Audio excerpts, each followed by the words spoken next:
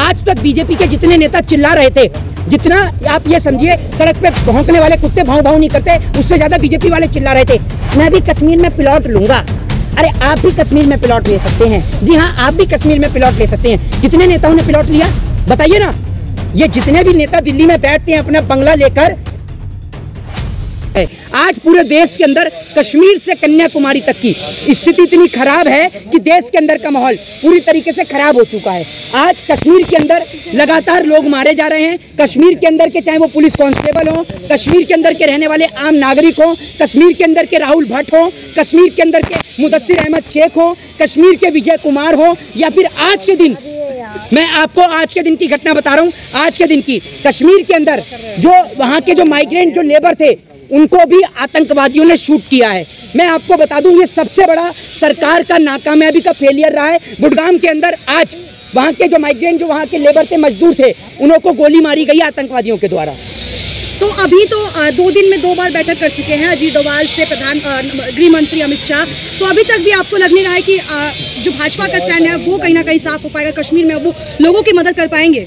देखिए एक बात मैं आपको बता दूं, अगर भारतीय जनता पार्टी कि ये इच्छा होती ना और भारतीय जनता पार्टी ये चाहती कि कश्मीरी पंडितों की या कश्मीर के लोगों की वाकई में ही मदद की जाए, तो विजय कुमार कोई मुसलमान नहीं है, ठीक है ना। मुदस्सिर अहमद शेख कोई आप ये समझिए कोई देशद्रोही नहीं है, वो कश्मीर की पुलिस का बंदा है, ठीक है ना। जो वहाँ जो एक्टर जो देश के लिए जिनको गोली मार दी गई आतंकवादियों के द्वारा, वो कोई पाकिस्तान की नहीं थी, वो भी हिंदुस्तान की थी। राहुल भट्ट कोई मुसलमान कोई पाकिस्तान के नहीं थे, वो भी हिंदुस्तान के थे। लगातार कश्मीरी पंडितों ने इतना तक सरकार को अल्टीमेटम दे दिया कि हम पलायन कर देंगे, लेकिन मोदी जी रद्दी भर फर्क नहीं, रद्दी भर फर्क नहीं। और जनाब मैं आज इस देश की सोशल मीडिया का तहे दिल से धन्यवाद करता हूं, लेकिन आप लोगों के लिए भी एक बात यही कहना चाहूंगा कि आप लोग लगातार जिस तरीके से देश की आवाज को उठाते हैं, लेकिन आप लोगों को भी टारगेट किया जाता है। लगातार कई यूट्यूब के चैनलों को बंद किया जा रहा है, ठीक है। तो हम उनके लिए भी कहना चाहेंगे आप लोग आवाज उठाने का काम करिए, पूरा देश आपके साथ है।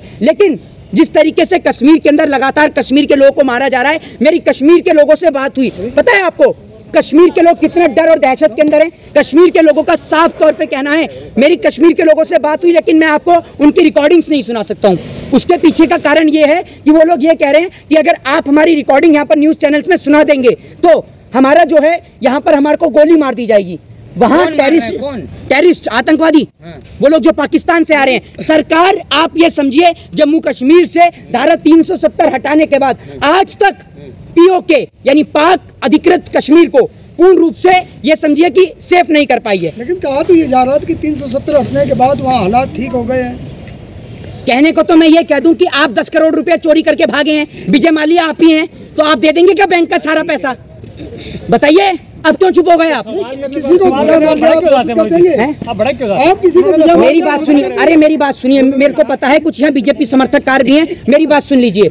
आप लोग इसलिए नहीं भड़कते हैं, आज अगर आपके घर का कोई सदस्य ना, ऊपर वाला ना करे, किसी के भी घर का सदस्य, मैं ऐसा नहीं बोल सकता हूँ, लेकिन मैं ये कह रहा हूँ कि आज अगर उनकी जगह पर आप लोग उस मुसीबत का सामना कर रहे होते ना, तो जो आप कह रहे हैं ना भड़क क्यों रहे हैं, भड़क क्यों रहे हैं, भड़क क्यों रहे हैं, फिर आप खुद भड़कते।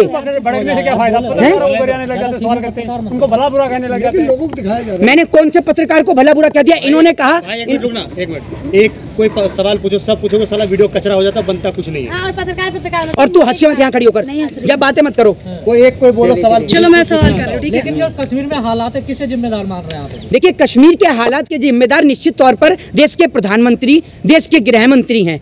आप ये समझिए जो राहुल भट्ट की जो पत्नी है, उन्होंने इतना तक सरकार को कह दिया था, प्रधानमंत्री मोदी को, गृह मंत्री को खुली चुनौती दी थी।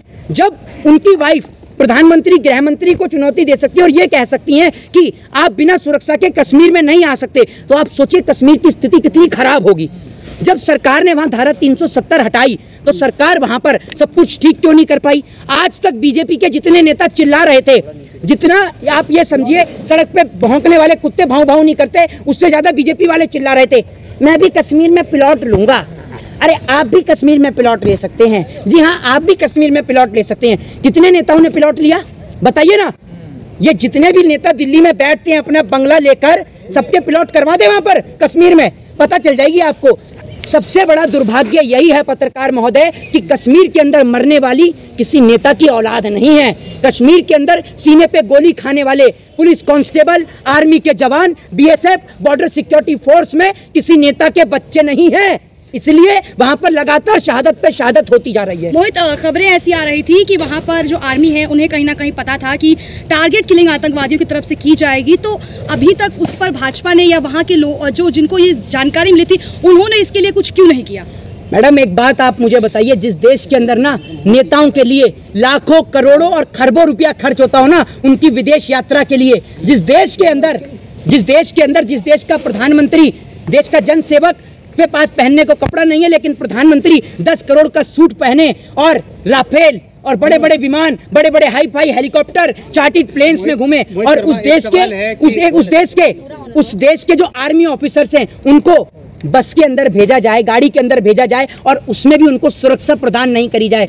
उस दिन मेरे को सरकार के ऊपर सवाल खड़े करने की मंशा हो गई थी और मैं समझ गया था कि सरकार कितने निचले स्तर की सरकार है। ये बीजेपी इस प्रकार की सरकार है कि अक्षरधाम मंदिर पे हमला, कांधार हाईजैक, पुलवामा अटैक, संसद पे हमला, इन सब की तारीख मिलाइए और भारतीय जनता पार्टी के चुनाव की तारीख मिलाइए। ये सिर्फ एक ही काम जानती है और वो है नाम बदलना, नाम बदलने के अलावा कुछ नहीं। तो आप कह रहे हैं कि चुनाव है इसलिए ये ऐसी हरकतें हो रही हैं? निश्चित तौर पर हो रही हैं।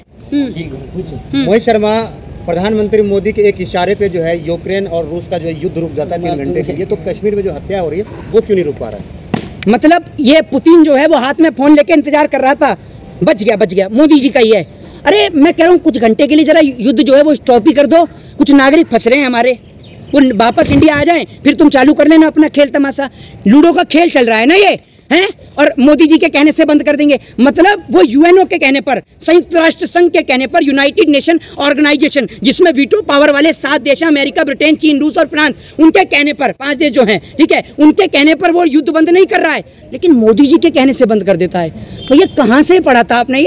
ये बताइए ना आप मुझे। भाजपा के नेताओं का, अरे भाजपा के नेता तो इस तरीके का बयान भी दे देते हैं। देखा नहीं आपने कि मैं चाहता हूं कि पूरे देश में आरएसएस का झंडा लहरे? तो आप चाहते हैं देश का झंडा तिरंगा नहीं चलेगा, 2 रंगा, हमें तिरंगा ही चाहिए। और ये तिरंगा अपनी आन बान शान के लिए जाना जाता है, हमें कोई और झंडा नहीं चाहिए। बड़े गर्व के साथ, और वो माँ कोई अच्छे कर्म करती है जो ऐसे बेटे को जन्म देती है जिसका बेटा तिरंगे में लिपट कर आता है, ठीक है ना। और वो माएँ आंसू नहीं बहाया करती, उनके पिताजी आंसू नहीं बहाया करते, बल्कि छाती चौड़ी करके कहते हैं कि मेरा बेटा देश के खातिर शहीद हुआ। ये नहीं होते कि बिना क्रिकेट खेले बीसीसीआई में सचिव बना दें। और अमित शाह मीटिंग कर रहे हैं, क्या पता फिर मीटिंग के अंदर ये कह दें जैसे पिछली बार कह दिया था कि वो मोर आया और मोदी जी के उस पर शीशे पे टक टक करने लगा। मोदी जी समझ गए कि मोर भूखा है, ये मीटिंग करेंगे।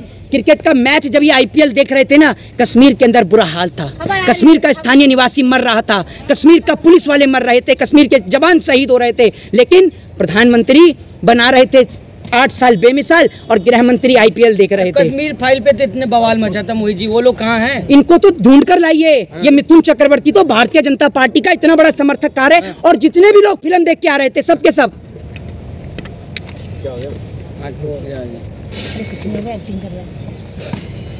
कश्मीरी फाइल्स देख के मेरे को बड़ा दुख हुआ। इतनी बुरी स्थिति कह रहे थे। अनुपम खेर डिबेट शो के दौरान रोए भी थे। मैं रो नहीं रहा हूँ, ये मैं आपको बता रहा हूँ, ये उन लोगों का बता रहा हूँ मैं। ये एक्टर जो हैं, ये अरे मोदी जी मैं आपको बता रहा हूँ, मोदी जी तो इतने बड़े एक्टर हैं कि एक आदमी को रोने के लिए आंख में ग्लिसरीन की जरूरत होती है। अगर एक्टर की आंख से जो आंसू आता है ना, वो ग्लिसरीन डालने के बाद आता है। मोदी जी तो इतने बड़े एक्टर हैं कि कहीं भी खड़े खड़े रो जाते हैं, और उनको देखते देखते अब तो योगी जी भी सीख गए हैं, वो सदन में रो देते हैं योगी जी भी खड़े खड़े। मोदी जी कहते हैं मेरी जान को खतरा है। जिस देश के प्रधानमंत्री की जान सुरक्षित नहीं है, वो जनता को कहां से सुरक्षित रखेंगे जी? रुमाल में ग्लिसरीन लगा रखी? नहीं, मेरे को ग्लिसरीन की जरूरत नहीं है। मेरे लिए मेरे कश्मीर के लोगों का दर्द और पूरे हिंदुस्तान का दर्द मेरे सीने में है। मेरे को किसी के आगे आंसू बहाने की जरूरत नहीं है। मैं कश्मीर के लोगों के लिए अगर कुछ कर सकूं तो वो मेरे लिए बड़ी बात है। किसी को आंसू बहाकर मेरे को दिखाने की जरूरत नहीं है। और ये जो अनुपम खेर हैं, ये बीजेपी के इतने बड़े समर्थक कार है, फिल्म बनाते हैं the accidental prime minister. Film नहीं बनाई गई आज से तक, कॉन्स्टिट्यूशन के ऊपर। पृथ्वीराज, ये एक मिनट, ये जो अक्षय कुमार है ये कि मुगलों के इतिहास बताए जाते हैं, हिंदू राजाओं के इतिहास नहीं बताए। हाँ, ये कनाडा वाला बताएगा ना हिंदू राजाओं के इतिहास, है ना। ये कनाडा वाले से पूछिए ना जाकर कि आप हिंदुस्तान के नागरिक हैं भी या नहीं। कनाडा की नागरिकता लिए बैठे हैं। और दूसरी बात ये बोलते हैं दाने दाने में केसर का दाम, ठीक है। अपने आज तक इन्होंने अपने घर वालों को खिलाया केसर। एक बात आप मुझे बताइए, ऐसा कौन सा 5 रुपए में केसर मिल जाएगा आपको? इतना सस्ता हो गया केसर, दुनिया है।